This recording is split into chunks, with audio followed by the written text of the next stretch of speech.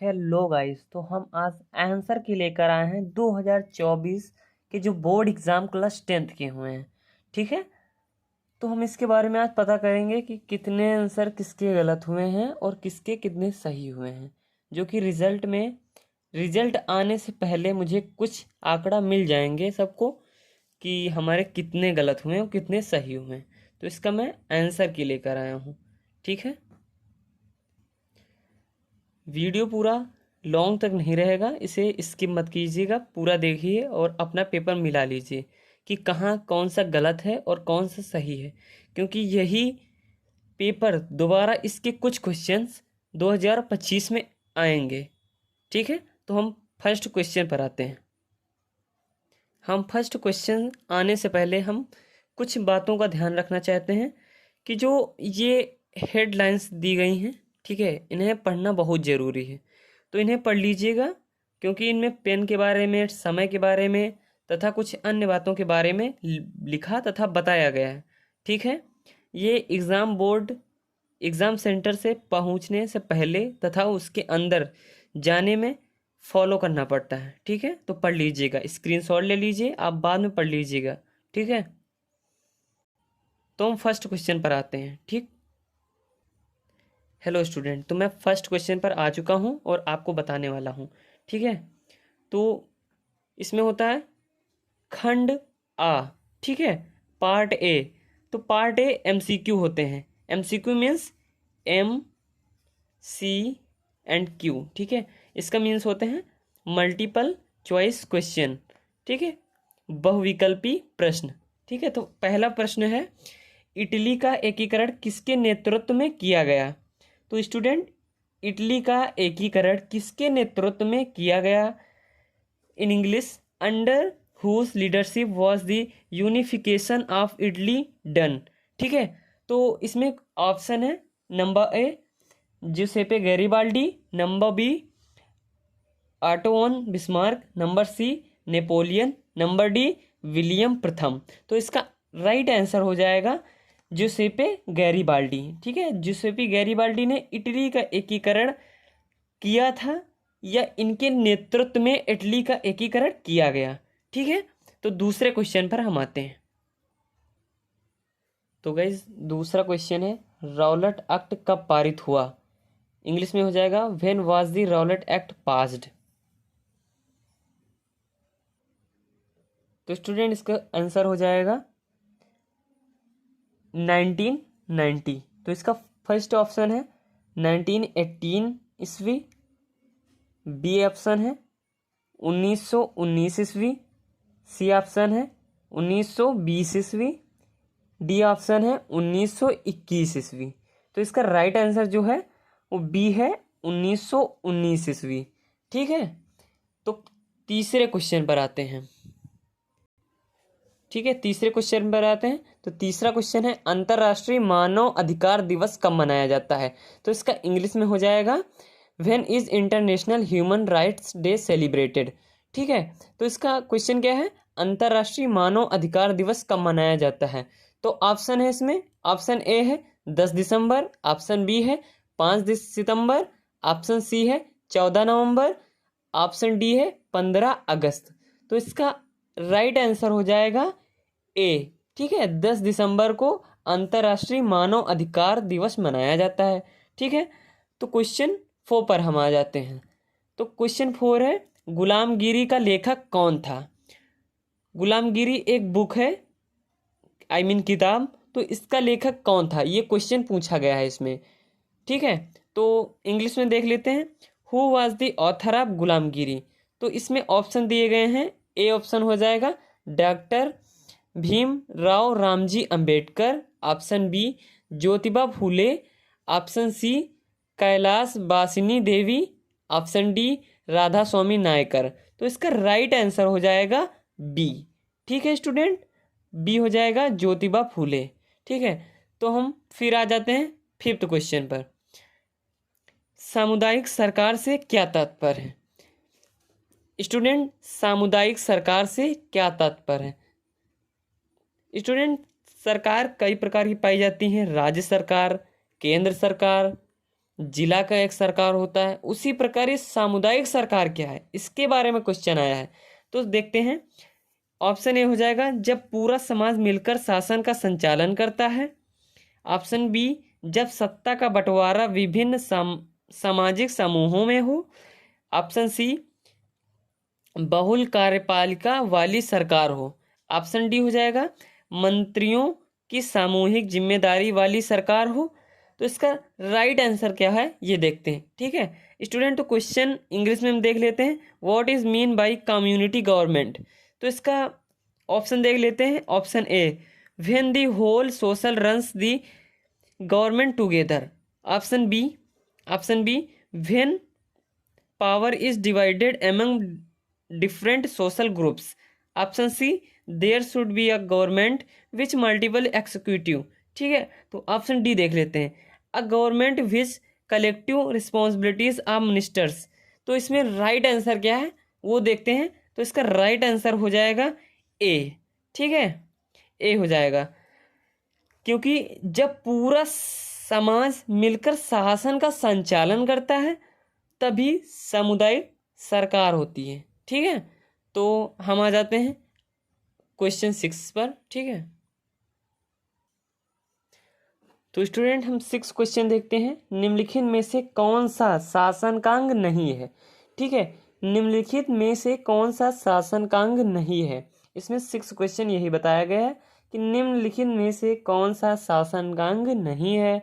तो इसके इंग्लिश में हम देख लेते हैं, which of the following is not a part of government.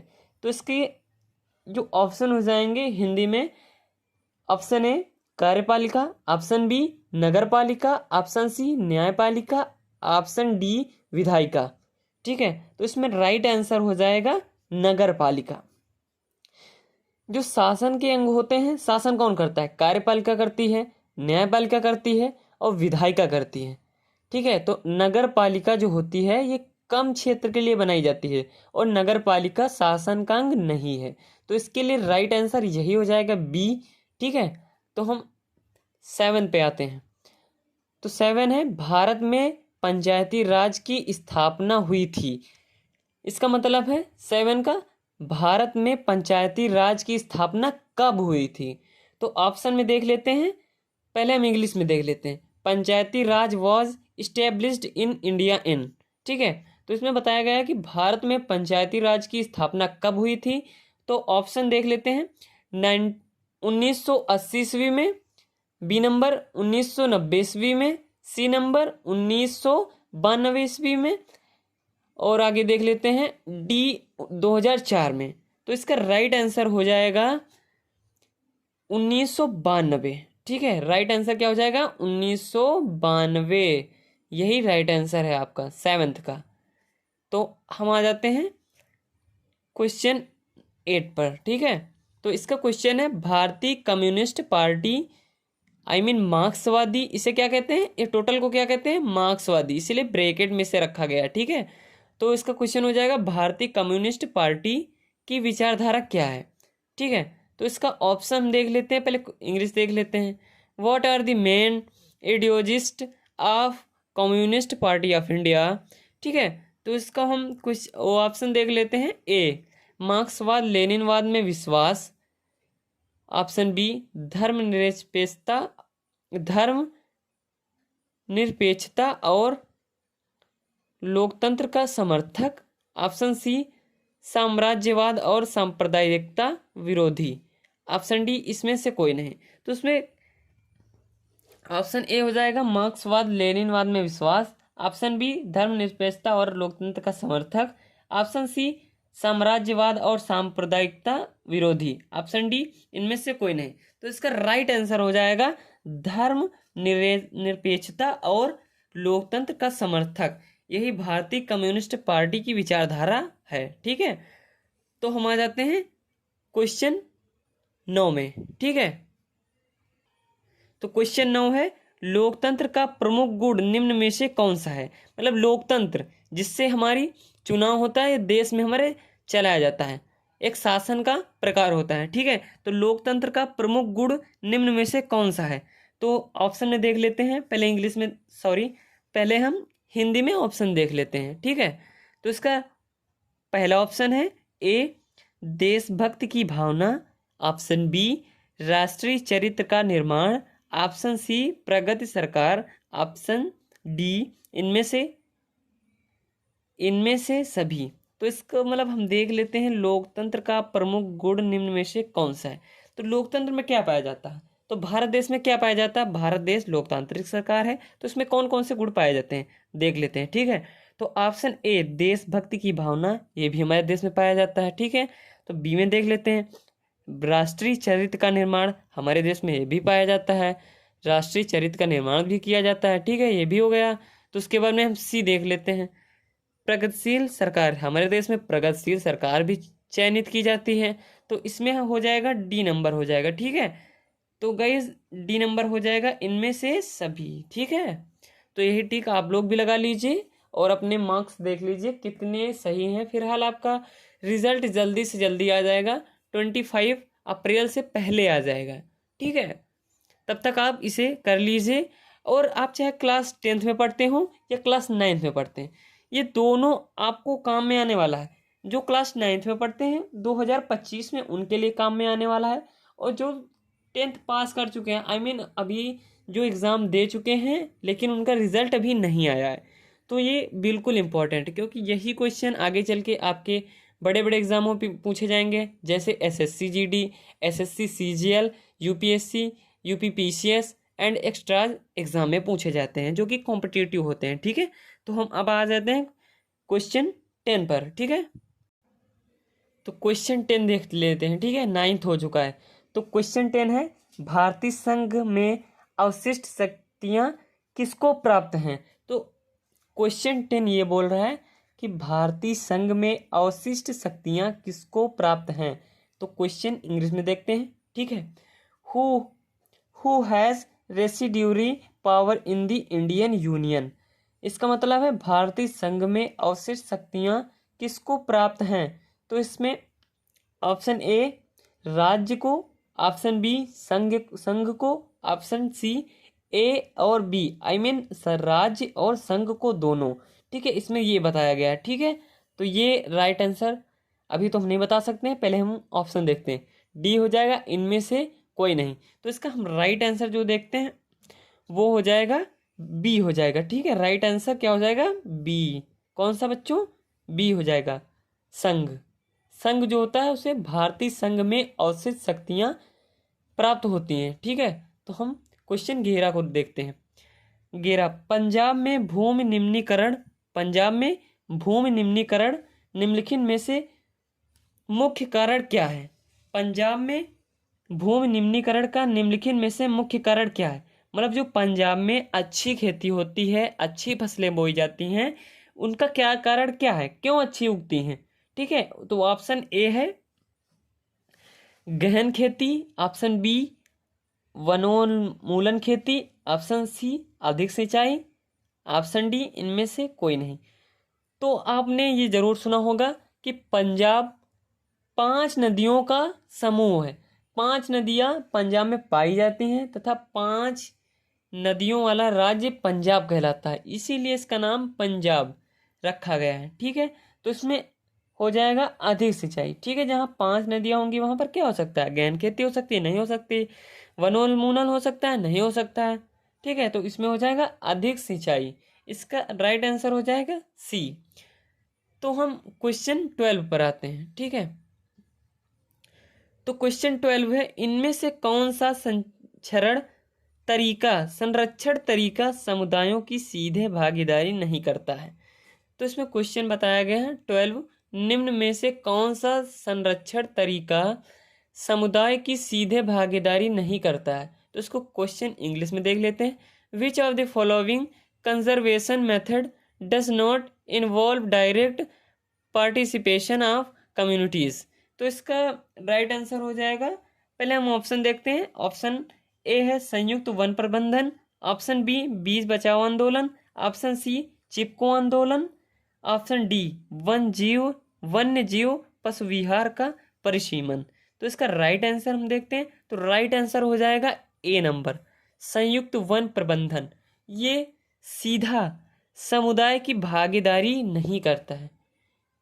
इसका तरीका सीधा नहीं है कि ये समुदाय का डायरेक्ट ये सीधे भागीदारी कर सके। ठीक है, तो हम क्वेश्चन 13 पर आते हैं, आई मीन 13 पर आते हैं। ठीक है, तो ऑप्शन हो चुके थे उसमें, तो हम 13 पर आते हैं। तो 13 में बताया गया है निम्न में से कौन सी एक फलीदार फसल है। क्वेश्चन 13 है निम्न में से कौन सी एक फलीदार फसल है। तो ऑप्शन देख लेते हैं, क्वेश्चन देख लेते हैं 13 इंग्लिश में, जो कि इसमें इंग्लिश और हिंदी दोनों तरीकों से आपका क्वेश्चन कराए जाते हैं। ठीक है, ये बहुत अच्छा तरीका है जो सीबीएसई बोर्ड से पढ़ता है या यूपी बोर्ड से पढ़ता है। This is a very important for your exam because two language is very important for Indian peoples. Okay, तो बताया गया है 13 में which of the following is a leguminous crop. तो इसमें बताएगा लेगुमिनस मीन्स क्या होता है, फलीदार। तो क्वेश्चन है विच of the following is a leguminous crop, निम्न में से कौन सी एक फलीदार फसल है। तो कुछ ऑप्शन देखते हैं। ऑप्शन ए दालें, ऑप्शन बी ज्वार, ऑप्शन सी मोटे अनाज, ऑप्शन डी चावल। तो इसका राइट आंसर हो जाएगा दालें, क्योंकि जो दालें होती हैं, जैसे मटर ले लीजिए, उसके ऊपर क्या लोग कहते हैं ना, इसे छीमी है, तो उसी प्रकार उसके अंदर मटर के दाने होते हैं। ठीक है, जो कि सर्कल टाइप में होते हैं, गोल होते हैं, तो उन्हें ही फलीदार कहते हैं। जो लंबी सी होती है उसे फलीदार कहते हैं। ठीक है, तो हम 14 क्वेश्चन पर आते हैं। तो 14 क्वेश्चन में बताया गया, देख लीजिए, स्क्रीनशॉट ले लीजिए।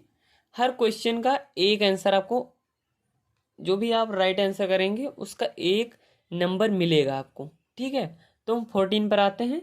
निम्न में से कौन सी शब्दावली, निम्न में से कौन सा शब्दावली दो या अधिक देशों के बीच व्यापार को दर्शाती है। ठीक है, निम्न में से कौन सी शब्दावली दो या अधिक देशों के बीच व्यापार को दर्शाती है। इंग्लिश में आ जाते हैं। Which of the following term refer to the trade between two or more countries. इसका मतलब बताया गया है कि निम्न में से कौन सी शब्दावली दो या दो से अधिक देश के बीच व्यापार को दर्शाती है। ठीक है, जो दो देश होते हैं उनके बीच का जो व्यापार होता है उसे क्या कहते हैं, यहाँ से क्वेश्चन हो सकता है। ठीक है, जो दो देशों का व्यापार होता है उसे हम क्या कह सकते हैं। तो इसका ऑप्शन देख लेते हैं। ऑप्शन ए आंतरिक व्यापार, ऑप्शन बी बाहरी व्यापार, ऑप्शन सी अंतर्राष्ट्रीय व्यापार, ऑप्शन डी स्थानीय व्यापार। तो आप ऐसे भी मान लीजिए कि आंतरिक व्यापार देश के अंदर हो सकता है, बाहरी व्यापार देश के बाहर तो जरूर हो सकता है। बाहरी व्यापार राज्य के बाहर हो सकता है, जिला के बाहर हो सकता है, देश के बाहर, लेकिन इसका कोई तात्पर्य क्लियर नहीं है। तो इसका स्थानीय व्यापार हो जाएगा अपने ही स्थान पर। ठीक है, ओ तो ऑप्शन सी राइट हो जाएगा। ठीक है, टिक लगा लीजिएगा, ऑप्शन सी राइट हो जाएगा, अंतर्राष्ट्रीय व्यापार, अंतर्राष्ट्रीय इंटरनेशनल ट्रेड। ठीक है, इसका क्या हो जाएगा, इंटरनेशनल ट्रेड, अंतर्राष्ट्रीय व्यापार, ऑप्शन सी। तो हम आ जाते हैं 15 क्वेश्चन पर। ठीक है, 15 क्वेश्चन है पृथ्वी सम्मेलन का आयोजन कब हुआ। पृथ्वी सम्मेलन का आयोजन कब हुआ। तो इसका राइट आंसर देखते हैं, पृथ्वी सम्मेलन का आयोजन कब हुआ। तो ऑप्शन है, ऑप्शन ए है 1991, option B 1992, option C 1993, option D 1989। ठीक है, तो इसको इंग्लिश में देख लेते हैं। अर्थ समिट वॉज ऑर्गेनाइज्ड इन, मतलब पृथ्वी सम्मेलन का आयोजन कब हुआ।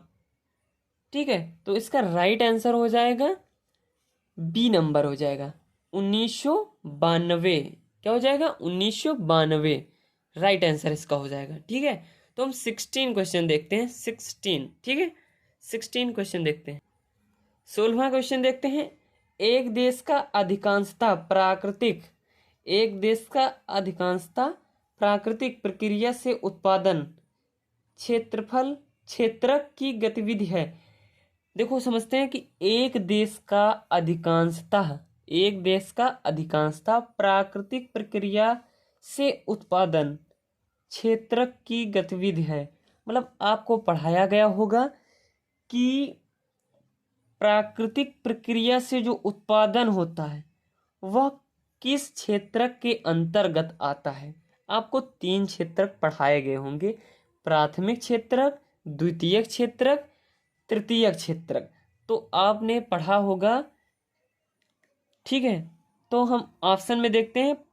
ऑप्शन ए प्राथमिक क्षेत्रक, ऑप्शन बी द्वितीयक क्षेत्रक, ऑप्शन सी तृतीयक क्षेत्रक, ऑप्शन डी सूचना प्रौद्योगिकी।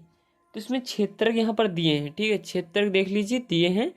तो इसमें आपने पढ़ा होगा कि प्राथमिक क्षेत्रक में होता होगा कृषि, द्वितीय क्षेत्रक में होता होगा विनिर्माण क्षेत्रक, तृतीयक में देखते होंगे या पढ़े होंगे कि सेवा क्षेत्र माना जाता है, ठीक है। तो आप प्राथमिक क्षेत्र में देखे होंगे कृषि और द्वितीय क्षेत्र में विनिर्माण प्रणाली। इसमें जो भी मैन्युफैक्चरिंग होता है, कुछ भी बनता है, बिस्किट है, आटा से बिस्किट बनता है, जो कि आटा प्राथमिक क्षेत्र का हो गया गेहूं, और वही दूसरा आटा बनकर बिस्किट बनता है वही द्वितीय क्षेत्र में हो गया। और उसे जो बेचता है, कौन बेचता है? बेकर बेचता है, वो सेवा दे रहा है, तो तृतीय क्षेत्र को है। तो इसका क्वेश्चन क्या बोल रहा है? एक देश का अधिकांशतः प्राकृतिक प्रक्रिया से उत्पादन, प्राकृतिक प्रक्रिया से उत्पादन, ठीक है, वही बोल रहे हैं ना। तो इसका राइट आंसर हो जाएगा प्राथमिक क्षेत्र, ठीक है। तो आप राइट कर लीजिए। तो इसका इंग्लिश में हो जाएगा the production of the country mostly from natural process is an activity of sector, dot dot करके है ना, डॉट डॉट सेक्टर। तो इसमें राइट आंसर हो जाए प्राइमरी सेक्टर, प्राथमिक क्षेत्र, ठीक। तो हम 17 क्वेश्चन पर आते हैं। तो 17 क्वेश्चन हो जाएगा स्वयं सहायता समूह में बचत और ऋण संबंधी अधिकतर निर्णय लिए जाते हैं। तो 17 क्वेश्चन क्या है? स्वयं सहायता समूह में बचत और ऋण संबंधित अधिकतर निर्णय लिए जाते हैं। तो इसका इंग्लिश में देख लेते हैं। Most of the decision related to saving and loans taken in the self help group are taken by. तो इसका कुछ ट्रांसलेट हो जाएगा, स्वयं सहायता समूह में बचत और ऋण संबंधित अधिकतर निर्णय लिए जाते हैं। तो इसमें ऑप्शन ए हो जाएगा बैंकों द्वारा, ऑप्शन बी सदस्यों द्वारा, ऑप्शन सी गैर सरकारी संस्था द्वारा, ऑप्शन डी इनमें से कोई नहीं। तो यहाँ पर हम देख सकते हैं स्वयं सहायता समूह, ऐसे इसमें हमें मालूम पड़ता है कि स्वयं सहायता समूह। तो इसका राइट आंसर हो जाएगा सदस्यों द्वारा। कैसे हो जाएगा? सदस्यों द्वारा, मेंबरों द्वारा, मेंबर मीन्स सदस्य, ठीक है। तो 18 क्वेश्चन देखते हैं। वैश्वीकरण ने जीवन के सुधार में सहायता पहुंचाई है। क्वेश्चन 18 क्या है? 18वां क्या है? वैश्वीकरण ने जीवन स्तर के सुधार में सहायता पहुंचाई है। तो इसका ऑप्शन देख लेते हैं। सभी लोगों को, विकसित देशों के लोगों को, विकासशील देशों के श्रमिकों को, ऑप्शन डी इनमें से कोई नहीं। तो पहला ऑप्शन क्या है? सभी लोगों को, ऑप्शन बी क्या है? विकसित देश के लोगों को, ऑप्शन सी विकासशील देशों के श्रमिकों को, ऑप्शन डी इनमें से कोई नहीं। तो इसका राइट आंसर हो जाएगा ऑप्शन बी विकसित देश के लोगों को। 18 क्वेश्चन क्या है? वैश्वीकरण ने जीवन स्तर के सुधार में सहायता पहुंचाई है। तो वैश्वीकरण सीधे किसको सहायता पहुंचाता है? विकसित देशों के लोगों को, ठीक है। तो क्वेश्चन 19 देखते हैं। 19वां क्वेश्चन देखते हैं। भारत में उदारीकरण की प्रक्रिया की शुरुआत कब हुई थी? भारत में उदारीकरण की प्रक्रिया की शुरुआत कब हुई थी? इंग्लिश में देखते हैं। When was the process of liberalisation started in India.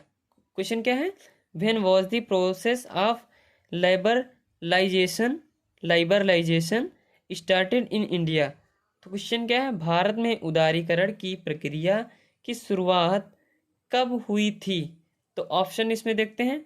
Option A 1981, option B 1991, option C 1971, option D 2001। तो इसमें राइट आंसर हो जाएगा, इसका राइट आंसर हो जाएगा 1991, ऑप्शन बी 1991। ठीक है, राइट आंसर हो जाएगा। आप लोग नोट करते रहिए, ठीक है। तो ऑप्शन बी हो जाएगा 1991। भारत में उदारीकरण की प्रक्रिया की शुरुआत 1991 में हुई थी। ठीक है, तो हम क्वेश्चन 20 पर आते हैं।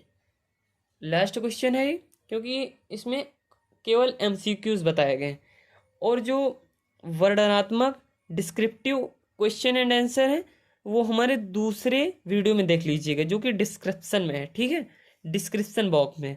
और हमारे चैनल को लाइक सब्सक्राइब करते रहिए, क्योंकि हमारी यही एक मेहनत होती है। मेहनत हमारा आपको पढ़ाना होता है, तथा हमारी जो सफलता होता है आपकी सब्सक्राइब और लाइक की होती है। ठीक है, तो देख लीजिए 20, उपभोक्ता संरक्षण अधिनियम पारित किया गया। Consumer protection act was passed in, consumer protection act passed in. तो क्वेश्चन 20 हो जाएगा, उपभोक्ता संरक्षण अधिनियम पारित किया गया। उपभोक्ता संरक्षण अधिनियम कब पारित किया गया। तो ऑप्शन ए हो जाएगा 1985 में, ऑप्शन बी हो जाएगा 1984 ईस्वी में, ऑप्शन सी हो जाएगा 1946 ईस्वी में, ऑप्शन क्या हो जाएगा 86 ईस्वी में, सॉरी, ऑप्शन सी हो जाएगा 1986 ईस्वी में, ऑप्शन डी हो जाएगा 1987, 87 ईस्वी में। ठीक है, तो ऑप्शन इसका राइट हो जाएगा 1986 ईस्वी में। ठीक है गैस, सी हो जाएगा इसका राइट 1986 ईस्वी में। ठीक है, तो गैस हम अब मिलते हैं नेक्स्ट वीडियो में आपके साथ, और हमारा चैनल सब्सक्राइब और लाइक कीजिए। धन्यवाद, और अपनी पढ़ाई को मजबूत बनाइए। धन्यवाद, जय हिंद।